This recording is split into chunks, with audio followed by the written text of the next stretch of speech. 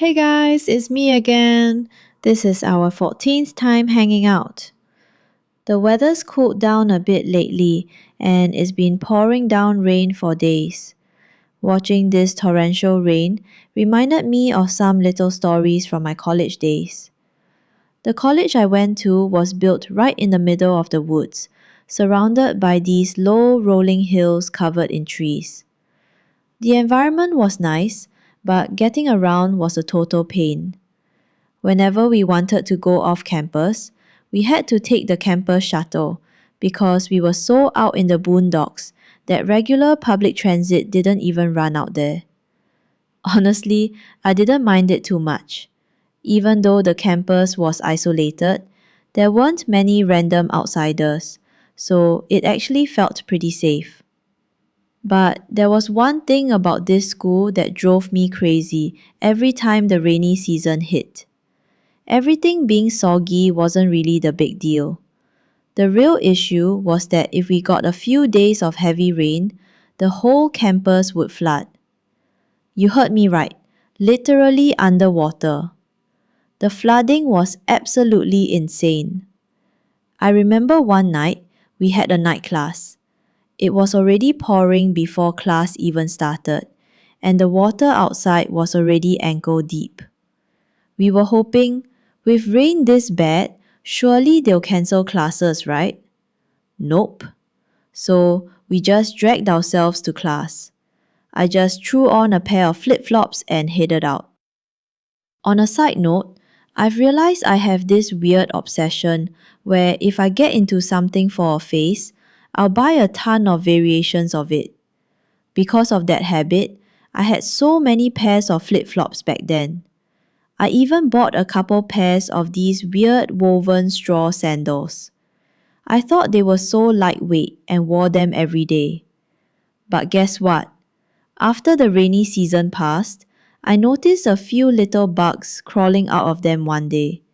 It totally freaked me out.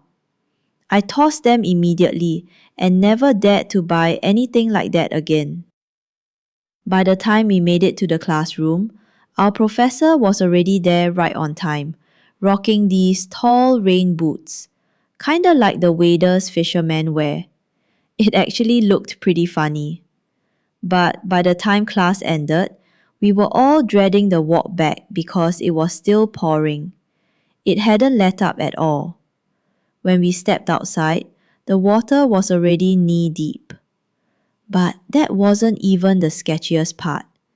The real hazard was that someone mentioned in our group chat that the flooding was so bad, some manhole covers might have been washed away. So, our whole class huddled up and decided to link arms and walk back together. The guys made sure the girls got back to their dorms safely first, and then the rest of the guys headed back in a group. Honestly, while they were figuring out the game plan, I totally zoned out. I was just tagging along. Wherever my friends went, I followed. So I was just cluelessly marching along with the group. But once we were outside, I realized that my biggest hazard wasn't the manholes at all. It was my lightweight flip flops. Every few minutes, my shoe would get swept away by the current because it was so light. And worse, it would just keep floating away. So I had to briefly let go of my friend's hand to go chase down my runaway shoe. Oh my god, it was beyond embarrassing. The classmates I was walking with were super sweet about it. They just smiled and patiently waited while I repeatedly went on these rescue missions for my shoe. Though, looking back, their smiles might have just been them trying super hard not to crack up so I wouldn't feel awkward. By my junior year, this rarely happened anymore. It turns out, the reason our campus always flooded during the rainy season was because they were expanding the school and had cut down a bunch of trees on the hills. Those trees were originally needed to soak up the rainwater. Plus, they were so focused on expanding that they didn't upgrade the drainage system in time. So, the water had nowhere to go. All these factors piled up and created this perfect storm where the campus would flood every rainy season. Later on, the school finally got the drainage system fixed.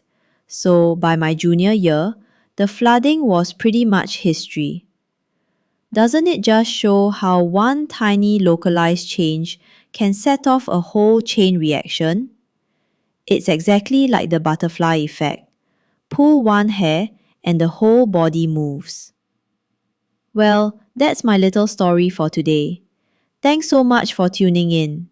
I'm Ping, a new YouTuber on the blog, and I'll see you guys in the next video.